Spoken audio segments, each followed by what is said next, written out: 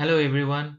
Today I would like to tell you about another Eastern European nations, another Soviet satellite states, which is in the center of the volatile geopolitics in today's time. Russia is out of hibernations to shock the world because the state is again in the Cold War mindset. The Ukraine's matters have turned the world or pushed the world into the Cold War like situations. But the main question is why the world in such a fluid state? Why the Russia is trying to capture the Ukraine, why the West is so much fictitious about the Russia's mindset. We have to go 7 years ago because 7 years ago the crisis started in Eastern European states in the eastern part of the Ukraine. In 2013, the Ukraine's then president Viktor Yanukovych decided against the signing an association agreement with European Union that even sparked the pro-Europeans protest in Ukraine. That was the watershed year for Ukrainian democracy, and they proved to be a true democratic nation because in 2014 the Ukrainian parliament voted to impeach the Yanukovych, who fled Kiev and took asylum in Moscow, and the Moscow gave him the asylum because he was the man of the Moscow. The Russia responded by annexing a Ukrainian territory called Crimea, which is an strategically important place in Black Sea. That annexation was violations of international law. Why that annexations was violations of the international law? Because according to the law, that was the part of the Ukraine. In 1950s, the Russian Soviet Union's president, the Nikita Khrushchev, handed over the Crimea officially to the Ukraine. So that is how the Crimea became the part of the Ukraine. So after it became the part of the Ukraine, now the Russia again captured that part of the Ukraine. That is how it violates the international law. That is why European Union and the United States and the other like-minded nations imposed the sanction on Russia. Despite of the Russia's aggression, Ukraine and the EU entered the association agreement in September 2017. Russia was unable to pull back the Ukraine in his own clutches. That why the situation is too volatile in today's time. Why the Russia responding too hard to the NATO's policies regarding Ukraine? Because in recent election, Ukraine have already clearly indicated that they see their future in Europe. Ukraine's peoples elected the democratic minded Vladimir Zelensky. Vladimir Zelensky is a president who is democratic minded, who loves the democracy, who wants to keep the Ukraine in the democratic clutches, not in the clutches of the autocratic Russian rules.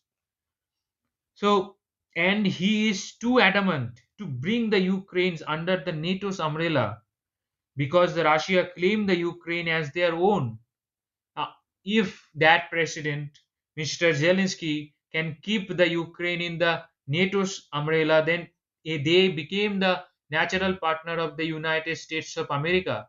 And that is the how, and that is why the President Zelensky wants to keep the Ukraine under the NATO's radar because they want the protections from United States not to be captured by the Russia again.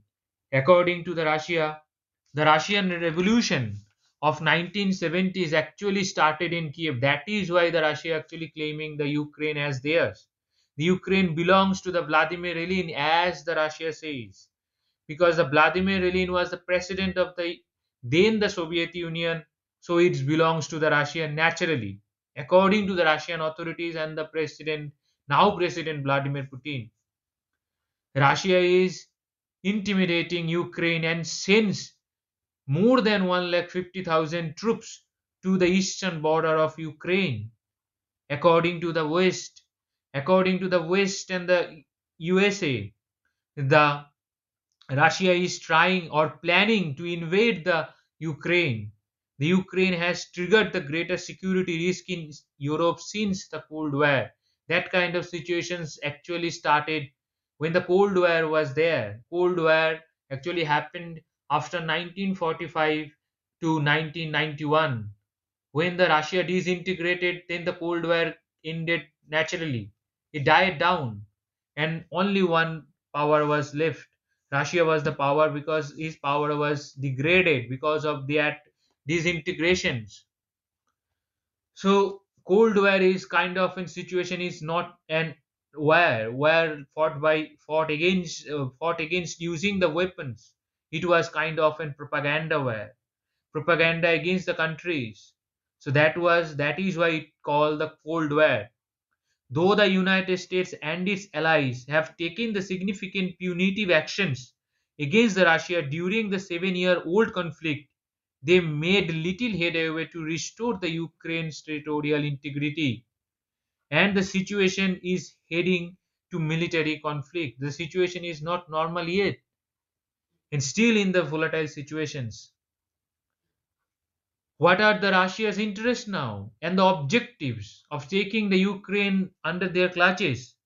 The Russia has because Russia have deep cultural, economical, and the political bonds with Ukraine, and in many ways, Ukraine is the central to the Russia's identity and the vision for itself in the world. Vision for itself in the world. The Russia sometimes referred the Ukrainian capital Kiev as the mother of Russian cities, on par in terms of cultural influence with Moscow and St. Petersburg. And 8 million Russians are still living in the east and the south of the Ukraine. That is why the Russia is emotionally and the culturally attached to Ukraine. The Russia was Ukraine's largest trading partner. Also, Russia has relied on the Ukrainian pipelines to pump its gas to the customers in the Central and the Eastern Europe for decades. It continues to pay the billions of dollars per year in transit fees to Kiev. The Russian economy is depending on this pipeline because Russia have huge amounts of oil, huge amounts of gas, but the Europe do not have resources. Europe have to take those resources from Russia, and they took those resources and take those resources through the Ukraine. And the Russia also have political influence on Ukrainian populations and the Ukrainian political mindsets.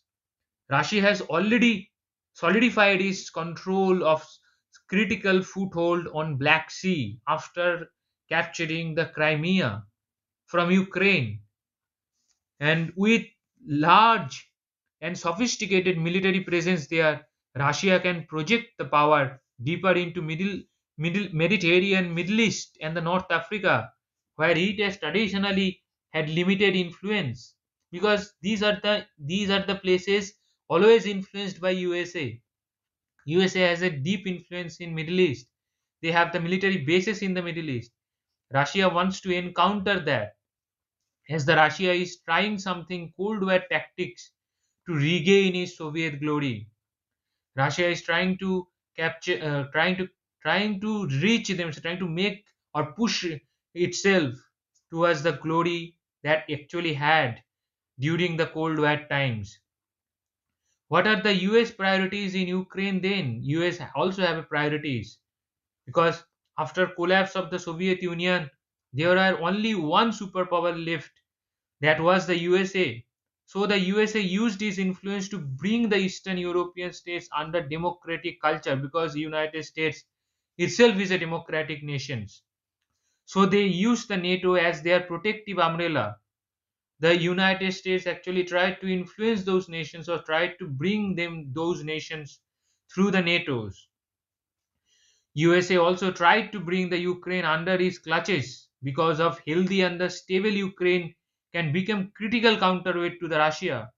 If the Ukraine become very stable and the Ukraine become economically strong, then the Russia would have or would not have any influence over the Ukrainian populations. That was the US's grand strategy after Cold War to disintegrate Ukraine and the influence of after from the Russia's influence. So that was the US's plan after Cold War. With the Ukraine, Russia can achieve its old glory, but without Ukraine, Russian Empire ceased to exist. In today's time, after 21 years, Moscow, Kiev re-emerged as top foreign policy priority of Washington and Brussels. So after 20 long years, the Europe, Russia became the foreign policies foreign policies center point for the Europes and the USA's. So now, because of the adamant behavior of the NATO, USA, and the Russia, things are getting complicated. Things are getting very complicated. So, to pacify the situation, Russia released a series of demands to the United States and the NATO to restore the peace and the amicable relationship with them and with the rest of the world. And what are those demands? And first demands is an end of the NATO military activity in Eastern Europe, including Ukraine, Caucasus, and the Central Asia. Caucasus means the area between the Russia and the Asia. And what are those countries? Countries like Georgia, Azerbaijan, Armenia, they were the part of the Soviet Union. So that region is called the Caucasus. And the Central Asia. What are the Central Asian countries? There are five Central Asian countries, which is Kazakhstan, Turkmenistan, Kyrgyzstan, Uzbekistan, and Tajikistan. So these are the countries, those who are in Central Asia. No expansion. Second one is no expansion of NATO membership, particularly to Ukraine. Third one is no intermediate or short range missile deployed close enough to hit the territory of the other side.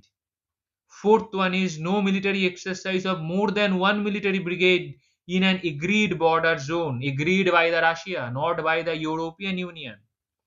An agreement that parties do not consider each other as adversaries and will resolve the dispute peacefully.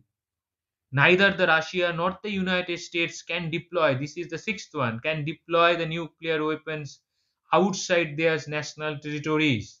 Russia cannot deploy the nuclear weapons in Europe, so the Russia cannot deploy its nuclear weapons in Central Asia or the Caucasus regions or in the Ukraine. They will remain to be the nation as they used to be, but the Europe's or USA has to stop the military activity in those regions, because these are the countries wants to become the democratic country, like the Azerbaijan, Armenia, Georgia. They are already democratic. They get out of the clutches of the Russians autocratic Soviet Union kind of policies. But the Central Asia is in very dramatic positions. They are not the democratic countries yet, but they call themselves democratic, but they are very secular country, being a very national Muslim rich nations, but they are very secular countries.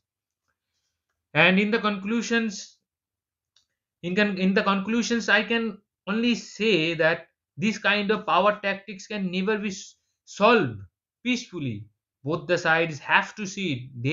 Then these kind of problems will be solved peacefully. They have to sit somewhere and they talk to each other to reach out in meaningful conclusions. And that they have to forsake their ego. They are very egoistic country because of the Cold War situation, and that this kind of reckless behavior by powerful nations will going to hurt the world as a whole. Other nations means India, Pakistan, Afghanistan, Iran, Middle Eastern countries, African countries. What they did, they do not have any stake in in between their problems. They do not have. Other nations do not have stake in this problem. So the in these unusual events, they will also become the victim of sequential event. These countries will become the victims, nothing else. And the Russia and the US presidents already talked to each other at least 2 to 3 times over the phone, meeting humanly. But they have to talk frequently to douse the fire. They have to douse the fire. Otherwise, the peaceful solution cannot come out. If they are threatening to each other, because they are the very powerful countries, if they threatened each other, then Nothing will come out. World, because of the nuclear weapons, world will turn into a nuclear warfield, and arms race will begin again. Arms race will reach to its zenith. The economy will become secondary. Jobs will dry, and the world will lost its glory being green. And the peace should be the ultimate goal. Peace should be the ultimate goal for this world, because we have to live in this world. We cannot use the nuclear weapons. It will become a nuclear warfield, then everything will be gone. World will be gone. World will be break into the pieces. The world has to achieve by any means. The peace by any means has to achieve. Okay, then we have reached to our today's question. I mean, today's question is, what was the code name of Soviet Union's first nuclear test and the which where it was conducted? The first option is RDS-1, 29th August 1949. Second is RDK-1, 30th April 1948. Third one is KRS-1, 30th December 1952. Fourth one is SOB-1, 28th August 1949.